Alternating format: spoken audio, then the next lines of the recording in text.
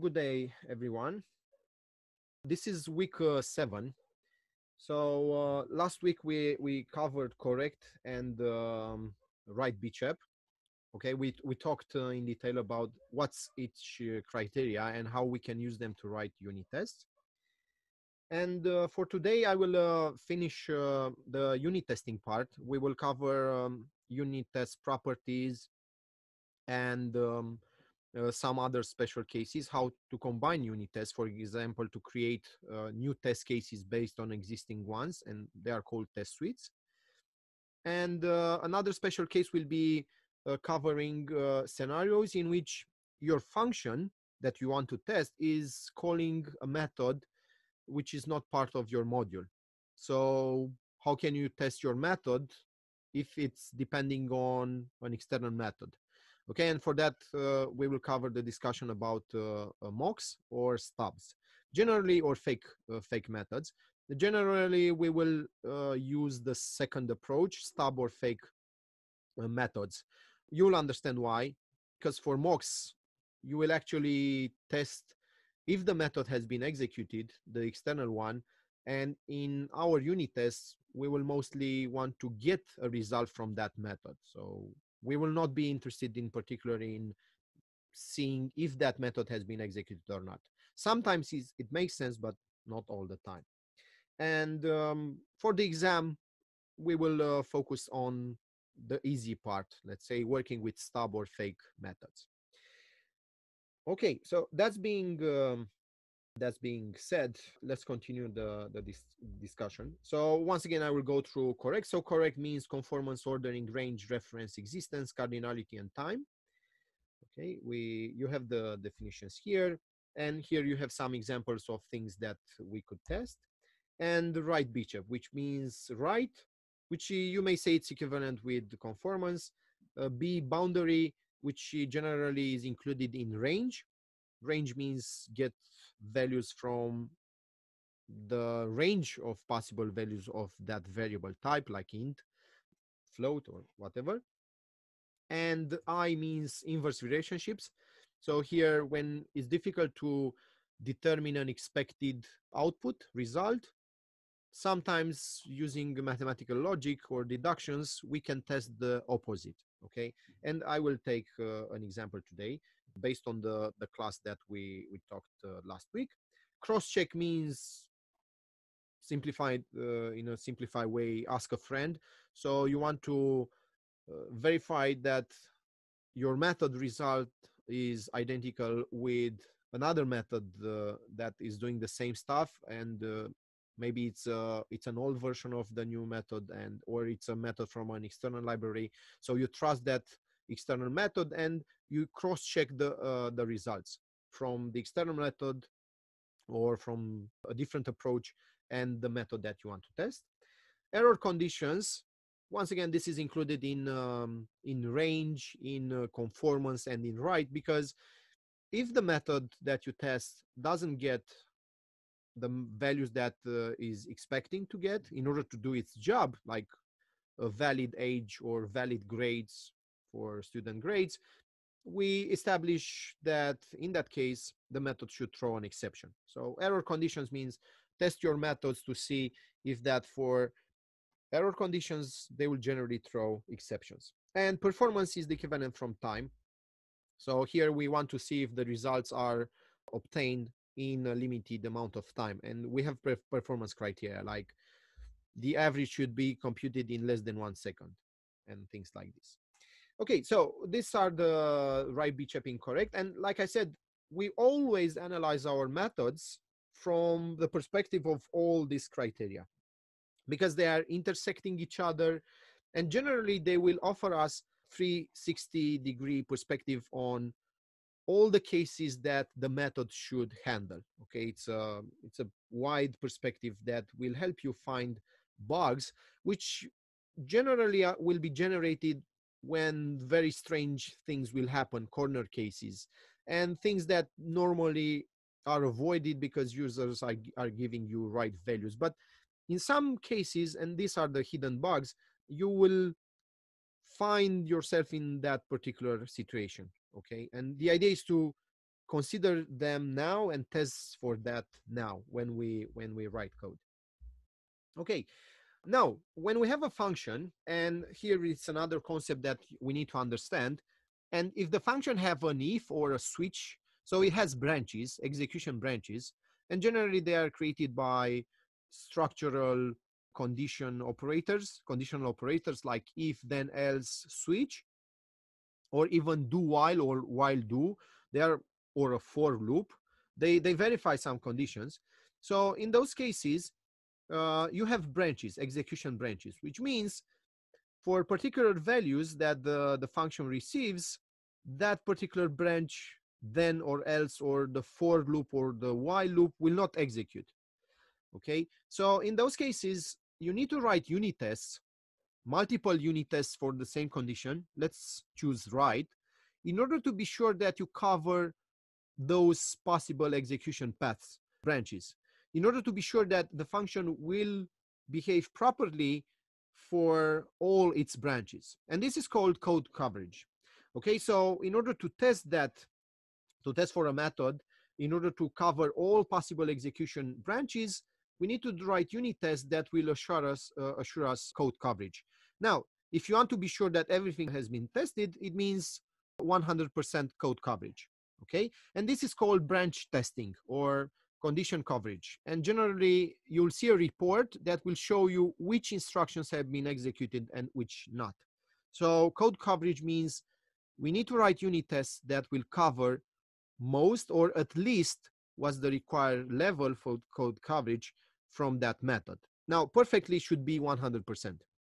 Okay, so this is another concept. And when we talked about clean code, there was a slide which was describing or defining what's a method complexity.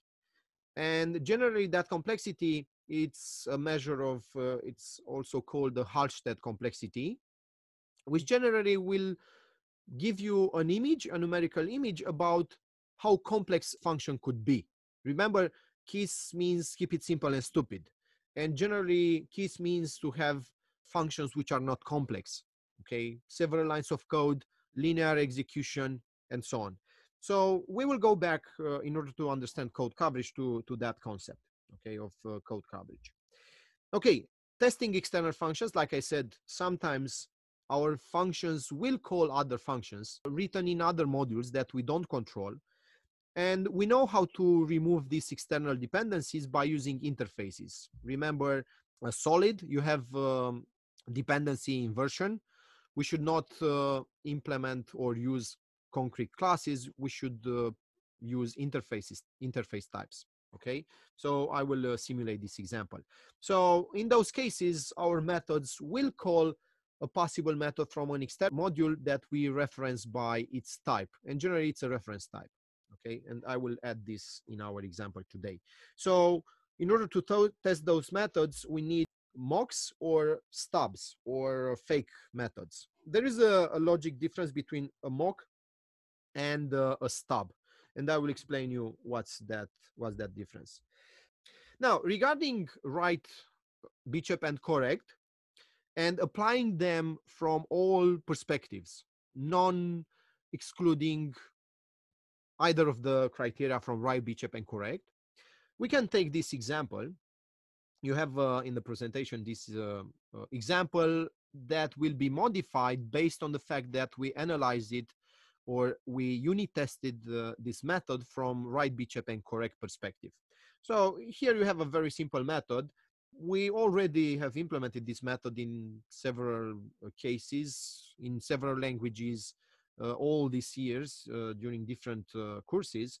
Okay, it's the function that computes the sum of an array elements. Okay, so it's a classic implementation, but from unit testing part, it's a very vulnerable implementation. Here we are actually not checking anything. We are just focusing on the, let's say, the algorithm, and that's it. So we start with the variable result 0, we go through the array, and that's it. We just add each value to that variable, and we have the results. Now, if we do tests here by going through right, BICEP, and correct, by trying to ask, hey, what will this function will do for right values? what it will do for wrong values, what it will do when the reference does not exist. For example, the values array reference, you don't get it. It's zero, it's null. What the function will do, what it should do, throw an exception. Is right now, is this function doing that? Obviously not.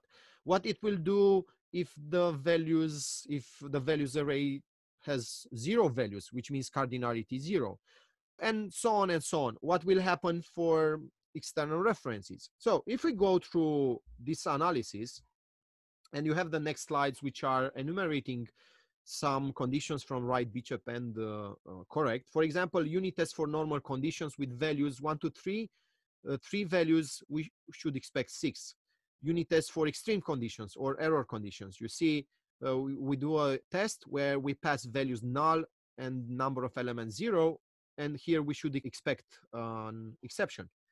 We do another unit test for error or extreme conditions, values 1 to 3, and number is 0. Okay, so there is a difference between how many values are in the array and how many values we say explicitly by the number input argument. Now, unit test for wrong conditions with values 1 to 3 and the number is -3.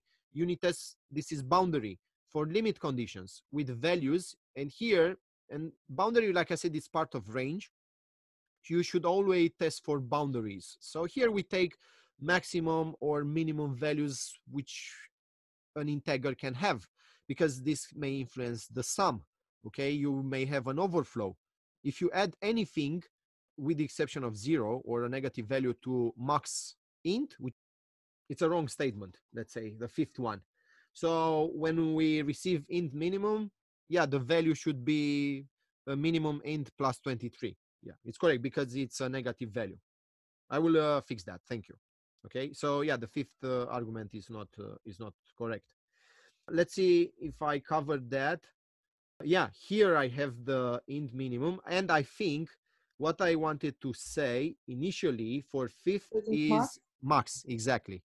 So I will fix the presentation, and here for the 5th unit test is actually what we should expect if we have the maximum value for an integer plus 23. So here we should have an exception because normally you will have an overflow and you will not realize that the sum is not correct. Anyway, thank you for the observation. I will correct that in the presentation. Okay, so it's int max. Here we have int min, and when we add another negative value, we will have an overflow to the left. So once again, we expect for an exception. Cardinality means either 0, so what the sum will be with 0 values, and I think we covered that here. No, we don't. So here another cardinality 0 unit test should be implemented in order to test if the function returns 0 when you have an array with 0 elements and the array reference is not null. Now, this is a cardinality test for 1, which means the sum should be that unique element. Okay, we have an array with only one element. Ordering, once again, means test your functions with ordered values. For minimum and maximum functions or algorithms, this is mandatory because it will force you to check these extreme conditions where the minimum and the maximum should be the first or the last value, depending on what's the order of the input values. Okay, so here we do an ordering test with an array which has descending ordering, okay, to see if that will influence the sum or not. And it should not. For some, that should not matter. Okay, and the expected result is 6. And this is another, let's say, error condition. We do a buffer overflow unit test, which means we pass more than 1,000 values to see what will happen. So in this case, maybe we have a logic restriction. The values array should not exceed 1,000 values. So here we do another test, okay, here. Or just check to see if the system is stable for very large or huge arrays, okay? So this is a sample. It's not covering all the unit tests. If we open the discussion and you will suggest other unit tests, I think we will increase the list from 9 conditions to more than 30. Okay, and more than 30 will be a number that we can easily achieve. Okay, now let's consider that we do this unit test on this method, and obviously the unit tests, some of them will fail because we didn't consider those conditions. Just check the function, it's just trying to compute the sum and that's it. So in the end, we will reach, in order to fix the method and change the unit test from fail to success, to change them to green, which means refactor, fix the method. This is the new version of the method. Okay, and if you look at it right now, it's not so simple as the initial version of it.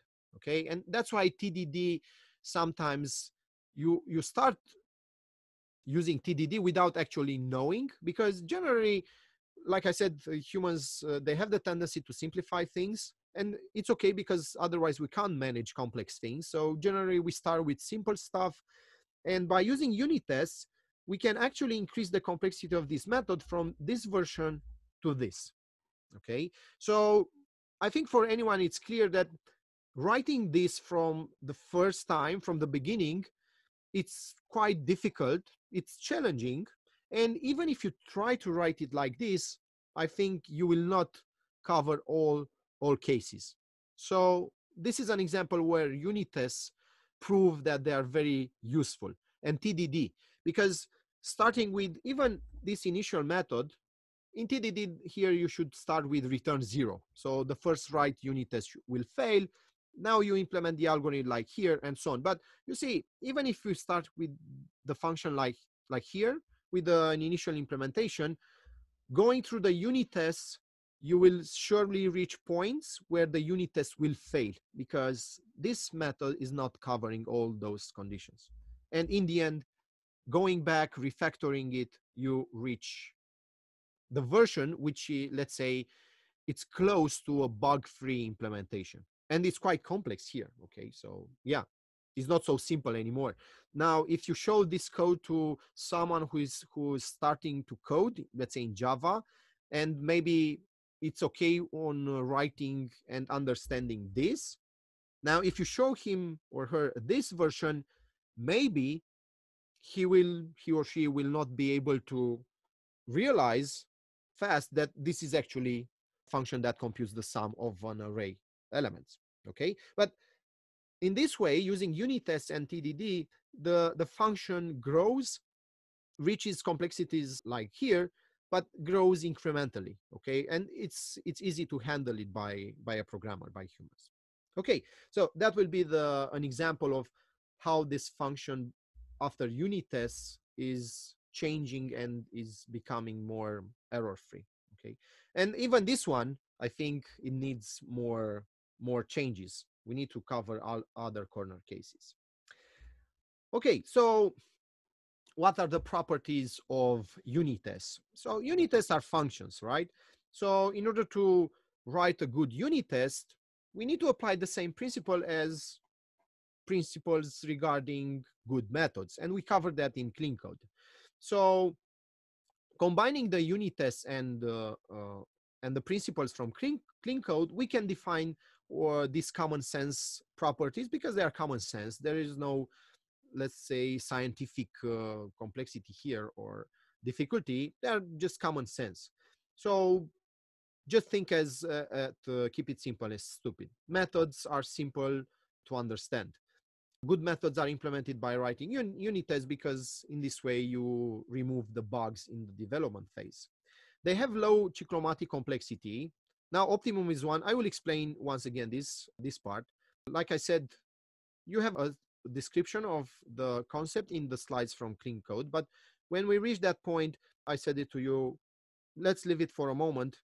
We will come back here because they are very important for unit testing. Have a single responsibility, which means the method should do only one thing. Don't depend on external methods. Remember, deep dependency inversion principle, are small. Once again, keys. So as a reminder, these are the properties of a good method. Now, unit tests are methods.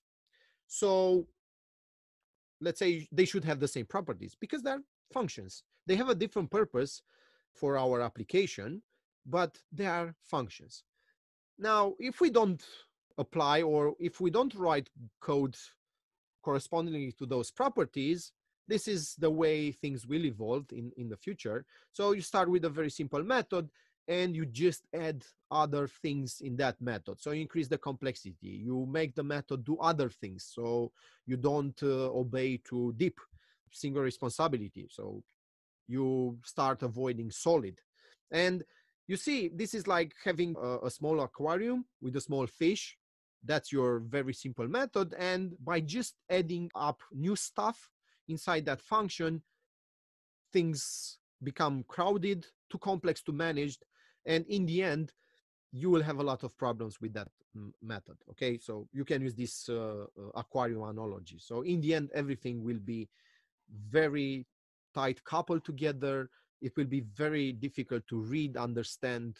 It will be very difficult to change. So you have glass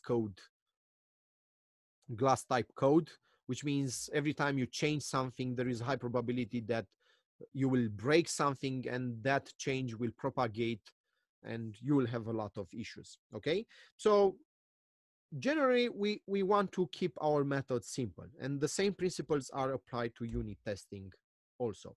Now, if we want to resume this to a single message that you need to remember is this: keep it simple.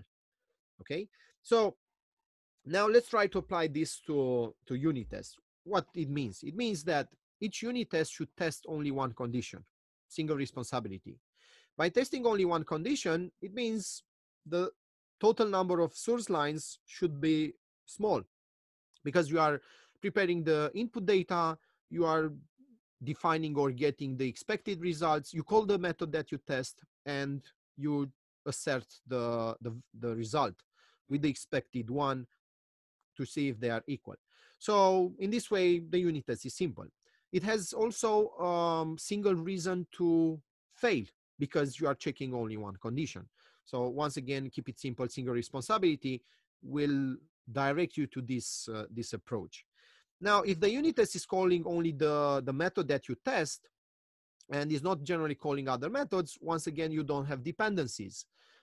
Don't call in unit tests other unit tests, because if the other unit tests will change, somehow they need to change because the testing conditions are changed or the function has been changed, that will also affect you. So all the other unit tests which are calling other unit tests, maybe after that point they will fail, so you need to fix them. So generally, don't call in your unit tests other unit tests, even if they are written by you. This is applying deep in terms of unit testing. So each unit test should be independent. They should use only their own resources. Okay. Now, if you have something that you do in all your unit tests, you know you have the setup method, or you have the setup before class in JUnit 4. So for everything that you want to reuse, and let's say they have standard behavior or standard values, use the test fixture. Okay, or use the standard methods like setup, tear down, setup before class, tear down after class. Okay, so this should be also the perspective on writing unit tests. Apply the same clean code principles to unit testing. Okay, as tools, we already covered this part, and for our course and laboratory, we are using JUnit. Like I said in previous courses, right now you have unit testing frameworks for all the languages, and some languages, they have multiple libraries to choose from. One example is C++. Here you have multiple libraries. Some are free, some are open source or proprietary. So here you have a wide range of unit testing frameworks. Also for C#, you have some different libraries, and Unit is one of the most used ones. For Python, you have unit tests and so on. So, and even for JavaScript, there are several unit testing libraries. Okay, so unit testing is something that today is part of the software development. Remember, the clients will ask you to do that, even if you maybe don't want to do it or your company is not asking you. But things have changed lately in the last years, and this is part of the, it's a normal part of the software development. So as characteristics, as a conclusion for our unit test properties, and after that I will switch to examples, they should be simple or very simple. So remember, keep it simple. They should be fast. Each test should check on one condition. They should be independent and repeatable, which means they don't depend on external stuff. So each time you run the unit test should fail or terminate with success if always with the same results, if the conditions have not changed, if the method has not changed, and so on. They should not depend on external conditions. Portable and reusable, and that's why we are using a unit testing framework. Remember 2 weeks ago, we started testing a method by actually writing some instructions in main, writing our own ifs. If the result is not that, system out print line that. So in that case, those unit tests are not portable. They are not reusable because they are part of the application itself. They depend on the console. Using system out print line, you need a console. Okay, so that's why we are removing the unit testing part from the real project by using a unit testing project or sub project. Okay, those test case classes in JUnit, they can be reused in any other Java project, obviously, that has those methods. Okay, so if you copy that module in another project, you can also take all your unit tests with you. Okay, so that's why they are portable and reusable, and we achieve this by using a unit testing framework. This is the real advantage of this. Now, they are well organized. They reflect the structure of the tested code. Okay, I will show you how to create test suites, and they should provide as much information about the problem as possible. Remember, one thing that you can do in order to achieve this, check or choose proper names for your unit tests. Okay, use the naming conventions and the naming principles from clean code. The function should say what's its scope by its name alone, and maybe its arguments list. Okay, so choose proper names for unit tests, because when they will fail, I think in most cases you will actually understand what's the problem in the function by just seeing the unit test name. Okay, you have error condition for what, or ordering for that method. So if the test fails, it will actually mean, hey, you didn't consider that in the method, go and check it, because you have a failed test for that specific condition. Okay, now in terms of concepts, we already covered that. This is just a recap, just to be sure we all have the same vocabulary. You have seen that all the methods that we are using in order to test conditions, to check results, expected versus obtained, is by using assert type methods. And this is like asserting the method. So in unit testing, you can say I'm testing that specific method or I'm asserting it. Okay, because they mean the same thing. But test case, it's a class that generally extends test case in JUnit, and in generally speaking, it's a class that contains one or many unit tests or tests. A test suite is a collection of test cases. You can aggregate all the unit tests from different test cases or just some of them, and I will show you that. Each time you define resources that could be used by all the unit tests in a test case, like attribute type methods or static variables, static collections inside the test case class, they are called test fixture. So a test fixture is a collection of resources that you need in all your unit tests. And generally a test can finish with success, failure, and here a fatal failure can be, let's say, an error. And we have seen that in JUnit. When you see the test report, you have the 3 possible results: success, which means a green icon; error, and you will have the specific icon for that, and you have the report, how many unit tests finished with errors; and failed. Okay, so let's consider that non-fatal failure is normal failure. Okay, and fatal failure is actually an error case when the unit test terminates with an error. Okay, now a structure of a test case looks like this. when you define the class at the beginning, before the standard methods, setup, tear down, setup before class, tear down after class, you define the test fixture, the resources that you need in all your unit tests. And after that, based on that, you can have a test suite, a collection you call there for other test cases, or you can have a single test case. Okay, so this is the level of integration regarding test cases, and we will see that today. Other properties there, and they should be automatic.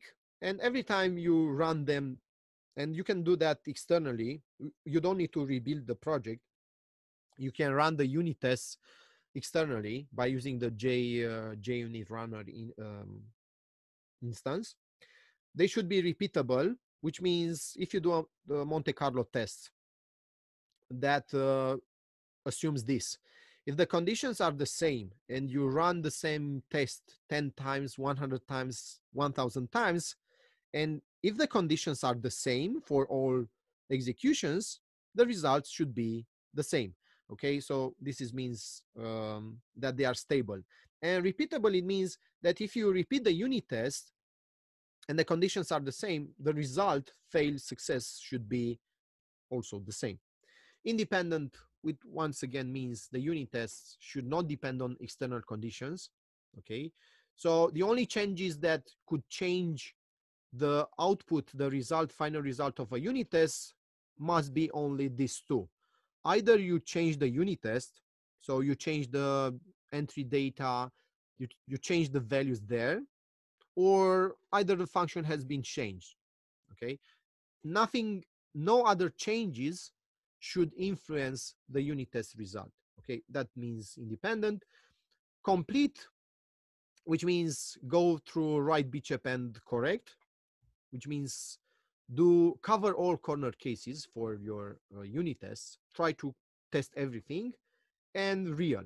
Okay, real means always test with real values if possible. Okay, and in this case, you cover real scenarios. Okay, now once again, another interesting acronym that is actually helping you to remember all these properties is called the first principle. It's once again from the same book, Pragmatic Unit Testing in Java 8. This is a new version of the book. It's an updated version. The one that I was recommending you was the version from, I think, 6 or 7 years ago, and they released an updated version for Java 8. And here they added this first principle, which is actually describing the properties of the unit tests, which means all the properties that you have seen here: fast, isolated or independent, repeatable, self-validating, and thorough. Thorough means actually complete. Okay, now remember, when you choose an acronym, you depend on the acronym. So if you want first, you need to get a word that's starting with that letter in order to represent something that you may try using other words like complete. So here, thorough is actually complete. Okay, so this is first: fast, isolated, repeatable, self-validating, and thorough. Okay, so keep in mind this principle. Now, the rest of the slides, and I will stop here, I will not go through them. They are a short description. They contain a short description of JUnit. You already started using JUnit during the seminars. Okay, so you already have experience. Now, this is the history of JUnit, its architecture, which is actually describing what these 9 classes are doing. And this is actually I think this is JUnit 3. This is actually the library itself. The class is defined there. And remember, we are using only part of them, like test suite, test case, assert, and everything else is actually used by the framework. So when you get a test result, you get actually a test result type, which could be a failure, and that's managed by a test failure. And you have the JUnit test runner, which is actually the object or the instance that is running our unit tests. I have a question. Yeah. If I write a function and that function may throw different errors, is it okay if I put throws and that that many specific exceptions? Or So if you have a function that is throwing multiple custom or specific types of exceptions, right? That was the question. yes, Now, in that case, if it's throwing multiple exception types, it means it has for each exception type a reason, right? yes, And you know the conditions. They are you have them based on the specifications. So when you do a unit test that will check all these error conditions and keep in mind all these properties for unit tests, the logic conclusion is that you should write multiple error condition unit tests, each focusing on each particular type of exceptions. okay, So if the method is throwing back 3 different types, you should have at least 3 unit tests, each checking those exceptions. Okay. okay. And what about if, for example, let's say those are setters, and in the constructor I call the setters, they also will throw in the constructor the same errors. Should I check also 3 times more the constructors? Yeah, because sometimes, now, if you once again think, let's say logically or efficiently, from an efficient perspective, a constructor with arguments will generally get values for the class attributes, right? So you have this rule that is saying that any function that receives something should validate that. This is the general rule, and I think this is the rule that everybody knows, but it's in most cases the rule that no one is actually implementing it, but everybody knows that they should validate the input values. Okay, so the constructor with arguments should validate. We know that if the value that we get, if that value is not correct, we know that we should throw an exception. So validation means either right or error. Okay, you have the 2 possible outcomes when you validate. If the value is correct, you do your job. Otherwise, you should throw an exception. Now, we have also other methods, but set methods are not mandatory. Let's say, depending on encapsulation and your security perspective over your class, generally set methods should be implemented or they should not, because a set method will actually allow someone to change your object state. So set methods are not mandatory. This is what I'm trying to say. They are not mandatory. Okay. Now, if they are mandatory, or if you want to apply keys or single responsibility, even in the constructor, because the constructor will validate a lot range of values, input arguments. Now, you want to write simple methods that will focus on each argument type at the moment. And this is the advantage of having set methods. And so they could be private methods if you are not allowed to expose them. And in order to avoid dry, it's obviously that if you have a set age, let's consider the student class, and if you have a set age set method, it's obviously you need to check the age if the received value is correct or not. And you will do the same stuff in the constructor if you have an argument for age. So if you copy paste or write the same instructions that will do the validation, once again you have dry in mind, which says don't repeat yourself. So you should not do that.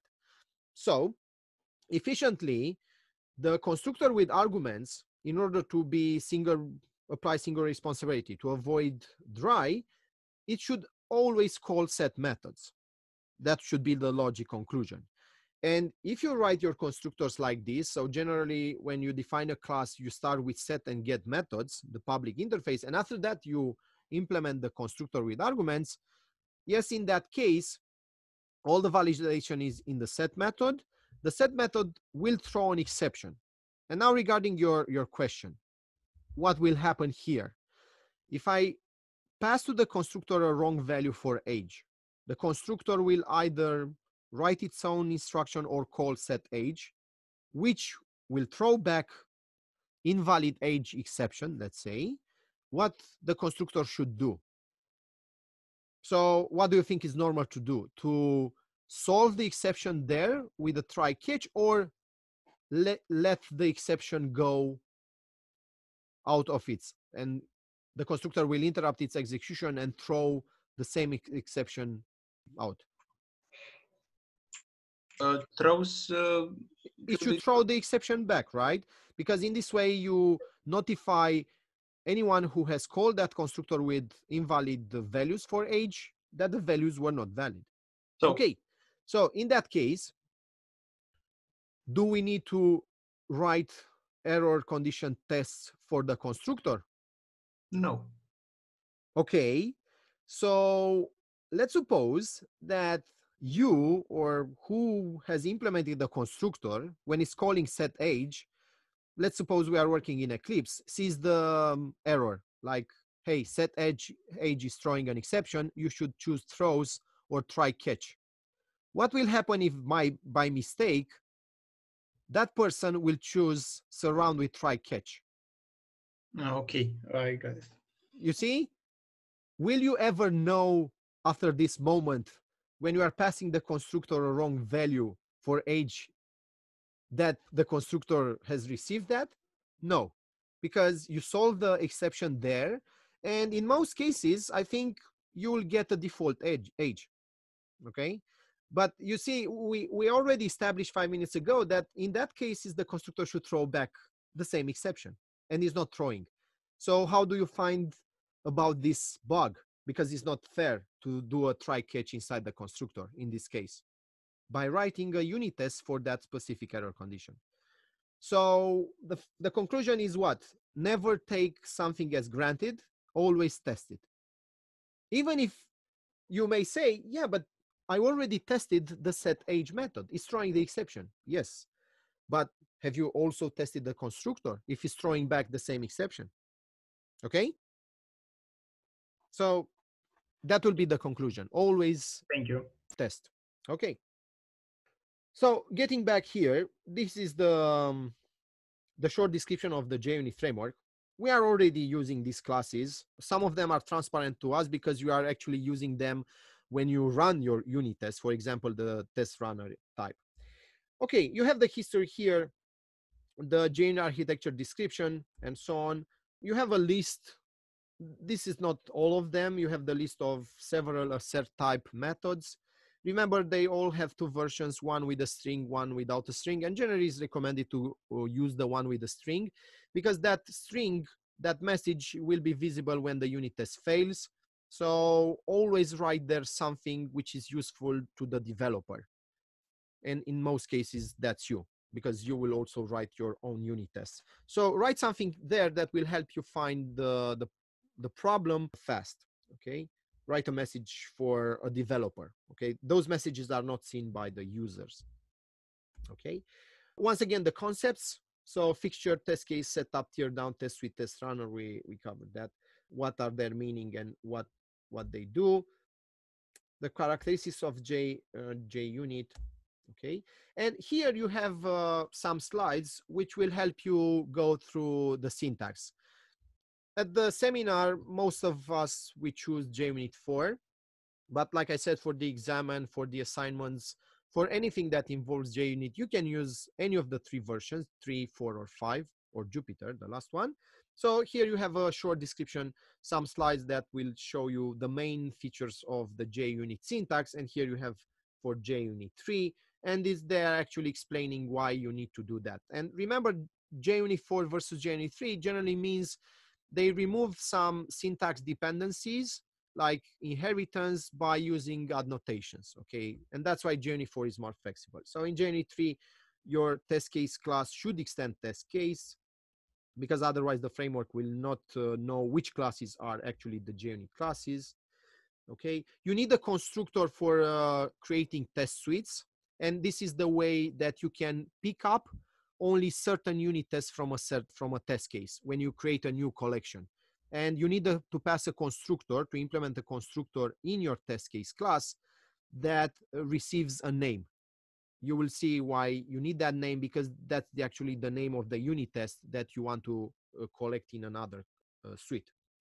Okay, so that's why when you choose JUnit 3, you have the option in Eclipse, for example, and I think in IntelliJ is the same, option to choose to generate also the constructor. And this is the constructor that you need with a name. And this is the standard implementation. Okay, so here you get explanation about why JUnit 3 in JUnit 3 test case should extend test case and recommendations regarding how to write unit tests. But these are general recommendations. They are actually based on the properties that we have seen earlier. Here you have an example of a test fixture. So here, for example, I have a class student and I want to test methods from that class. And some methods need a student object and some they need an exam string. So I'm defining the resources here to make them available to all our unit tests. I'm using setup in order to initialize them. So each unit test will have its own string reinitialized with CTS. Okay, so in this way, the unit tests are independent. Okay, and here in teardown, we don't need to do, for this particular case, something special.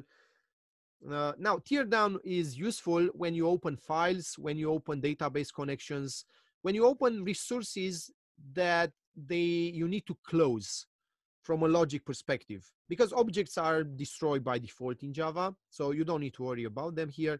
But generally, if you open external resources like files, ports, maybe you connect to a REST API, okay? So if you do that in setup or in setup before class, then you should close them in teardown or teardown after class, okay? So it's a logic destructor or garbage collector, you may name it like this. It's like, let's be more correct, it's a resource collector, okay? Teardown and teardown before class. Okay, now how can you combine unit tests or even test cases in order to create one that will aggregate the others? So you will have a unique test case that will combine unit tests or test cases. That's called a test suite. So a test suite is a collection of other unit tests or test cases which are already defined. Okay, and in JUnit 3, this is the way you define it. You create a new test case, extends test case, and here you should provide this method. Remember, in JUnit 3, method names are mandatory because the framework is using reflection. So setup, it's mandatory, teardown is mandatory, like you see them here in the previous slide. Okay, so this is how you create a test suite in JUnit 3. Okay, you create a new test suite object. And now this is how you bring in or you import all the unit tests from another test case. You have this method add test suite. And here you pass the class name, which is actually a test case. And in this way, you import all the unit tests from there. And if you want to import only a particular unit test from another test case, you need only some of them. This is the way you do it, suite add test. And here you pass the name of the method, but here I have an error. I need to fix this one also. Here is actually new, and here you call the constructor that you provided here, okay, the constructor from that test case, and here you actually write that unit test name, the name of the unit test function. So I will fix this one, sorry for this error. So here you will see something like new test math, and you pass to that constructor the name of the unit test function. Okay, so this is for JUnit 3. And this is how you define a global setup and teardown. That's why in JUnit 4 they introduced new annotations, because in JUnit 3 you didn't have the direct solution for that. You will actually create another test case, which was actually managing a suite. Here you will add the test case for which you want to provide a global setup and teardown, okay, like here. And now the setup and teardown from your new test suite, we're actually calling these methods. Or you can consider here that setup and teardown for this test case that you included here in the suite was executed only once before the suite. So it's the equivalent of the teardown and after class and setup before class. So in JUnit 3, you have this workaround to benefit from a global setup tier down. Okay, and here you have the explication for what's the scope of these methods. So in JUnit 4, you have the description of the annotations. Okay, ignore tests, and these are for error conditions, and these are for performance tests. Okay, in order to provide test suites, you have this syntax that provides you the possibility to create a test suite by including categories. Now, when you define a category, it's actually defining an empty class. And when you define unit tests, you can say, hey, this unit test is part of that category. And they realize that it's not okay to define an empty class just to define a category in JUnit 4, and they fixed that in JUnit 5. So in JUnit 5, you don't need to define empty classes just to have a way to say this is a category and some unit tests are part of this. Okay, because it looks very strange in JUnit 4 to have empty classes just because you need to use them as categories. Okay, and here you define a test suite that will import from another test case only those unit tests which are part of this category, or unit tests that are part from multiple categories. Okay, or here this is another way of saying, hey, give me all the unit tests which are not part of this category. Okay, so it's another way of importing stuff by saying I want those which are not in that category. Maybe in that way it's easier to import them rather than writing include category and write here a large number of categories. Okay, so this is for JUnit 4. So you see here I'm writing a test suite which is actually importing all the unit tests from these two test cases, test case 1 and test case 2, and it will import only the unit tests which are marked with this category from those test cases. Okay, so this is how you implement the test suite in JUnit 4. And if you need other resources, you have plenty of tutorials on internet. These are some links. This is the official documentation of the JUnit 4 library, and these are other portals. And if you search on Google for JUnit 4 tutorial, or for a specific thing like how to define a test suite in JUnit 4, I think some of the results will be from these links. Okay, so once again, please read this book. It's very useful for understanding Right-BICEP and correct. Okay, so this was the end of the, let's say, theoretical part. You have all this here. So I need to correct those two slides, the one with int marks and the one with the test suite, and I will do that after the course. Now, if we switch to Eclipse, okay, so this would be the class from last week, the student, and for this one we define some custom exception, and also we have a function with some data here. Okay, so let's close them, and I will copy paste in a new Java project. Okay, so course 7, and now I will copy paste this method, Control C here, Control V. Okay, it will give me an error regarding the package. Well, let's rename this one refactor. No, let's create a new package, new package. So raw, I will copy the entire source. So let's copy the package all together, Control V, and I will remove this one. It's faster this way. Okay, let's see what's the error here. The error is what? Cannot, yeah, I'm missing the exceptions. Let's copy this package here also, Control V. Now this should fix everything. Let's close everything to be sure that I'm working on course 7. And I need to rename these packages, refactor rename. So this one will be course 7. Okay, and this one will be refactor rename course. This one should be renamed course 7 exceptions. Okay, so I need another package for tests. Let's start with this one. New package. So here I have tests. Okay.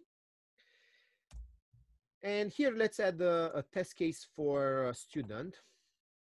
So new JUnit test case. Once again, always check which version of the JUnit framework you are using. And you see, when I'm using JUnit 3, I can choose the constructor option. Remember, this is the only way that you can create the test suites. In JUnit 3, you need this constructor in order to pick particular unit tests from other test cases. Now, in JUnit 4, they solve the problem with setup tear down and also setup before class, tear down after class. Okay, and this is called test student. Okay, you don't have these two methods, these two annotations, let's say, or methods in JUnit 3. You have them in JUnit 4 or 5, and in JUnit 5 they also solve the problem with categories.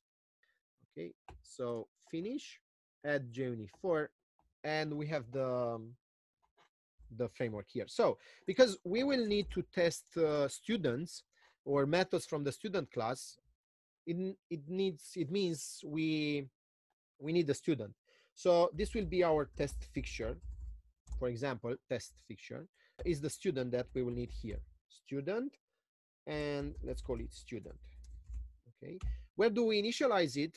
We will initialize it. Yeah, let's fix this error. Import the student class. We will initialize it each time a unit test will be executed. Okay, so student equals new. It's with small cap. Student equals new student.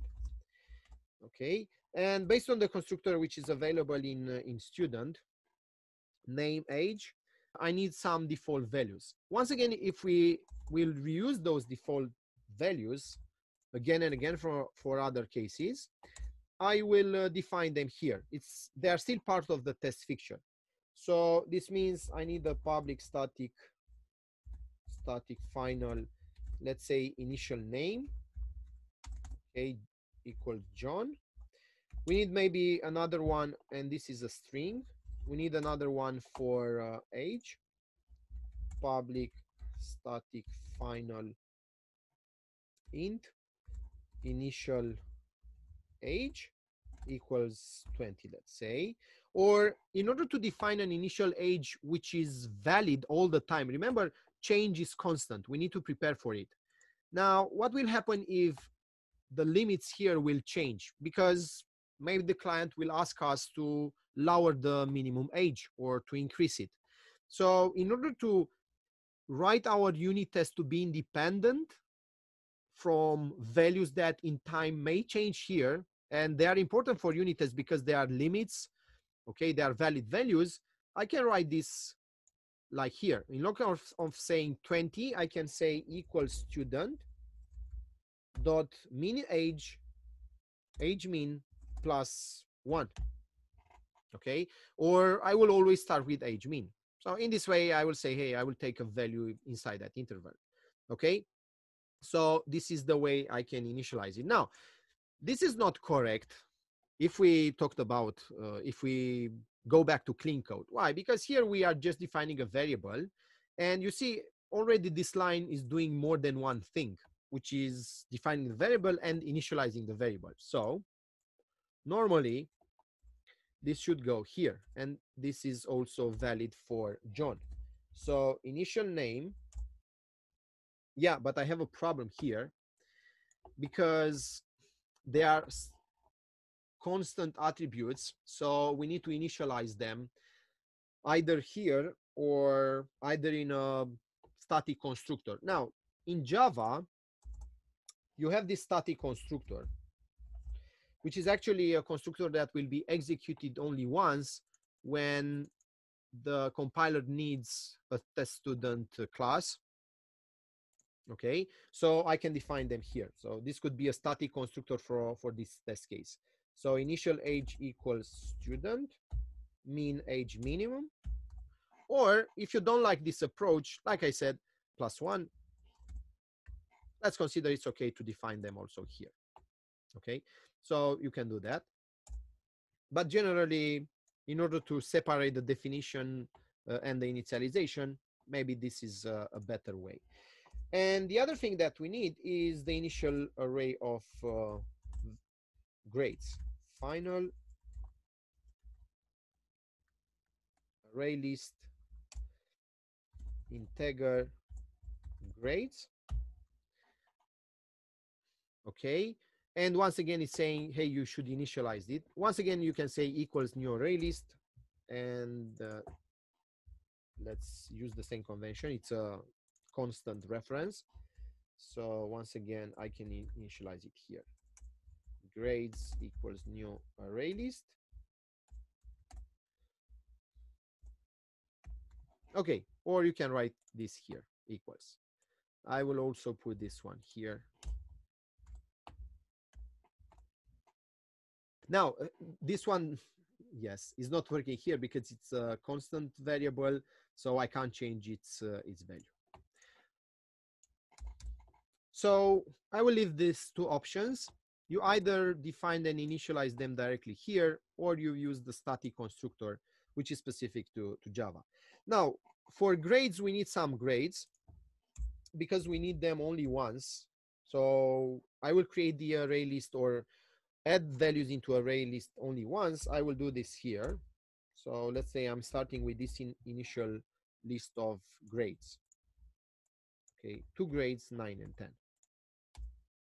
Now, if you want to, once again, be prepared for changes, I have grade min, grade max here.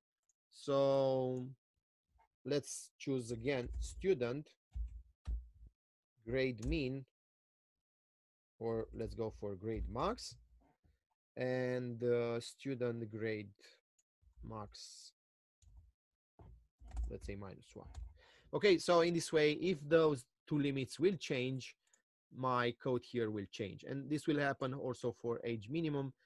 And for the name, because we have this restriction 3 maximum 255 chars, once again, you can generate here or here. You can, yeah, here. You can generate a name with a random sequence of chars between those two limits. So in that way, if the limits will change, let's suppose they will ask us for at least 5 chars, this will not be a mistake, okay? Because this is now okay, but in the future, it may be a wrong value. So new student here, I need to finish this up. So name, initial age, and also grades. Okay, now we have our test fixture. Okay, we start with these initial variables. Some of them are initialized here in setup before class. Some are initialized in setup in order to use them in all our unit tests. And now we can write unit tests. So I can leave this one just to have it as an example. So I will ignore it. Okay, you need to include the JUnit library specific to that.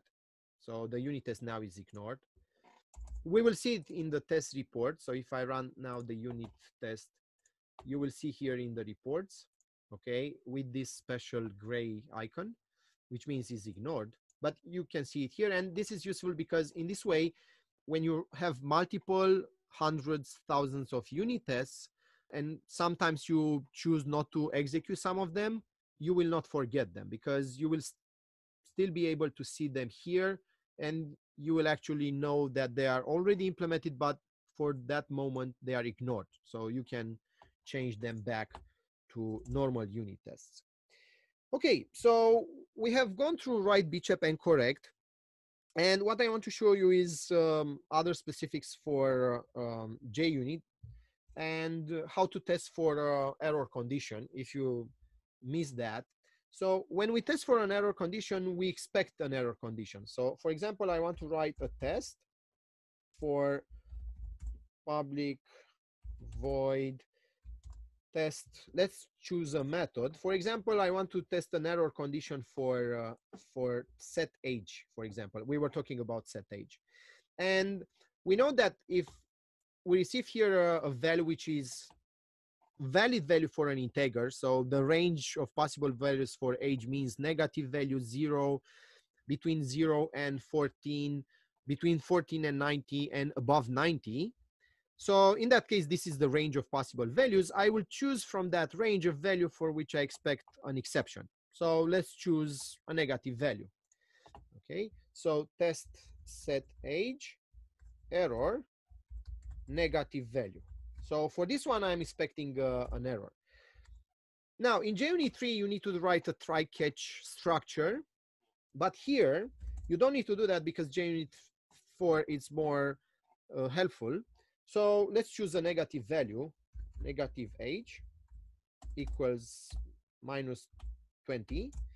Okay, we have the student already, so let's test the method, student set age of negative age. So in this case, I'm expecting for an exception. Now, how do I know that I'm expecting this exception? Because this should be written in the specifications, in the function specifications. And when you define it, if you really read the specifications, here you should also write this, because it's saying that this method will throw a student wrong values exception if the age is not valid. So this should be written already here when you define the function header. Okay, you should write this then. Okay, and here we are at name. Yeah, even name should do that. Let's see, set age. Here I should write this. Okay, because we were testing set age. But name, we should also behave like that. Now, you see, by defining the header properly, by taking into account this case, now you will not forget that set age may throw a student wrong values exception. So in this case, what you should do, and that's why I'm insisting on this error condition tests. Now, in JUnit 4, if you expect an exception, this is the syntax to do that. Expected equals, and now you should write the name of the exception, student wrong values exception dot class. Okay, expected. Yeah, expected. Okay, sorry for the typo. And now here you can still do a mistake.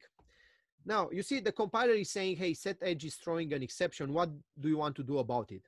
And when you write error condition tests, don't use surround with try catch, because if you do this try catch, and even if you write here, let's say like in JUnit 3, assert true,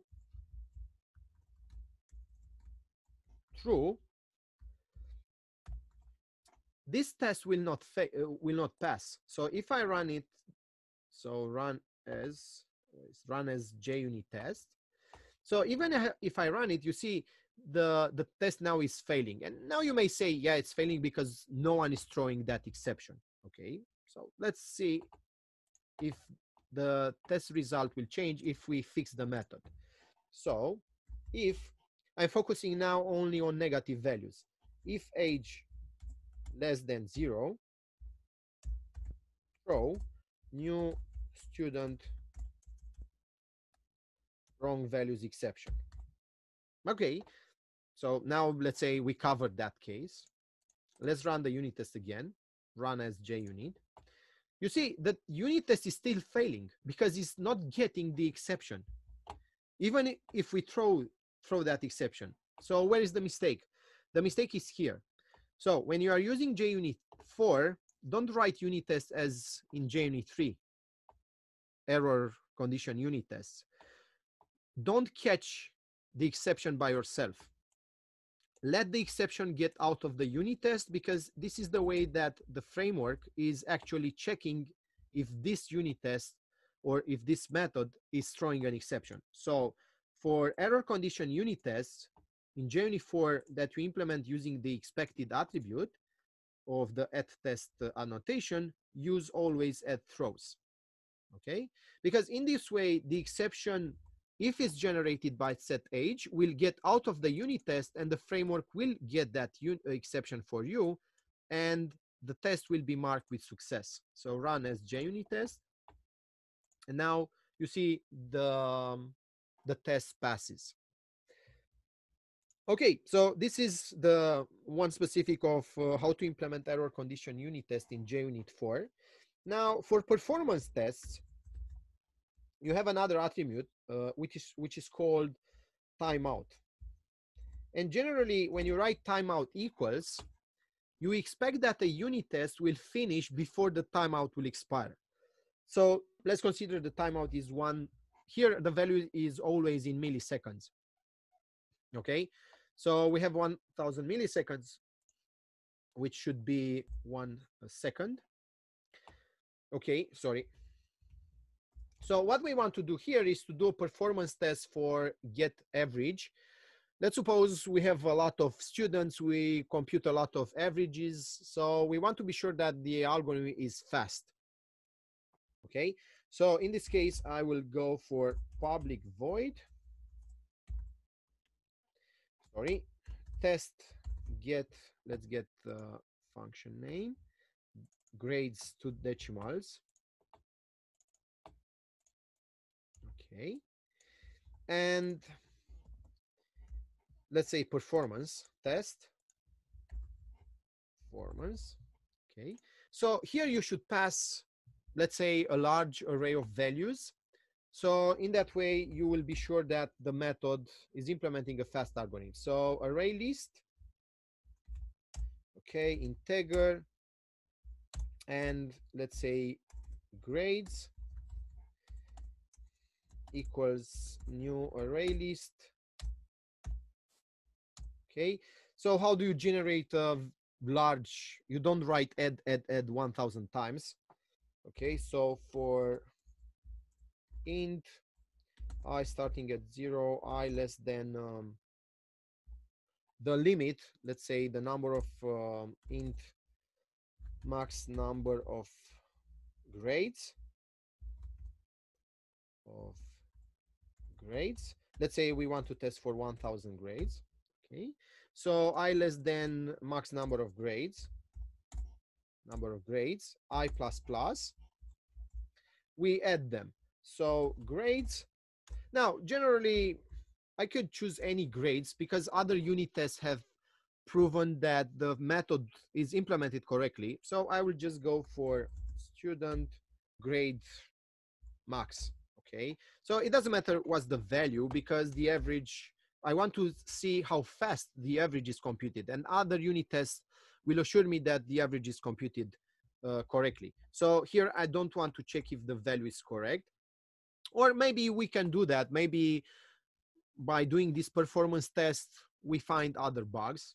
Okay, so in this case, the expected average, but this is not mandatory because sometimes you are not interested in the value itself, but you are actually interested in getting a result in that timeout. So expected average, we know it's student grade max, float obtained average equals student get grades mean to decimals. Okay, this function is also throwing an exception. Now here you should do surrounded try catch, and in the catch branch you should write a fail message. So I will choose throws because I don't have time to write that down. So here I will say assert equals expected is expected average, actual is obtain average, and here I want 0 margin of error. They are both float values, and here you should also write a string or something. Now what we need to do before that, student set grades. Now if we run this test, so this unit test should run in 1 second. Okay, run as JUnit. You see it's failing. Now it's failing because the get grades mean to decimal is not working properly. We have a return 0. So in this case, you see here we have 2 reasons for failure, and this is not fair based on the properties. Let's say I will comment this and I will want to do only this. Student get grades mean to decimals. Okay, so run as JUnit test. Okay, and now the unit test is passing. Now let's pass here a very short value, like 1 microsecond. Okay, run it. Okay, it's still passing 0.1. That's great. Let's increase this size here, 10,000 or 100,000. Okay, so you see now it's failing and we have a test timeout exception. Okay, 1 millisecond. Okay, so this is how you write performance tests. Now there is a problem here, and that's why, and this is with this I will end. Problem is that in this timeout, you actually measure the time needed to do all this stuff, which is not fair because you actually measure this part also. Remember, we need to measure the performance of this function, not how we prepare for that test. So in this case, always for performance tests, remove the part in which you prepare the test. You prepare the test data out of the unit test because you will measure also that time. So the unit test is actually not measuring the performance of the method, but you are actually measure the time needed to do all this stuff. So how do you do this? Obviously, we need to do this part here outside of the unit test because we don't want to influence the performance of the unit test itself. Okay, so what I will do, let's remove this part, Control X. So because here we have, let's say, performance tests, okay, I will move it here or here, set up before class. And here, this will be, let's say, another fixture called performance grades. So I will define this part here, performance grades. Okay, and this will be initialized here, or let's initialize it here to show you that this works also. New array list. Okay, and performance grades will be initialized here. Okay, and obviously this value should also be defined as a text fixture. You got the idea. So here I will use the performance grades. Okay, so as an observation, and with this I will end, don't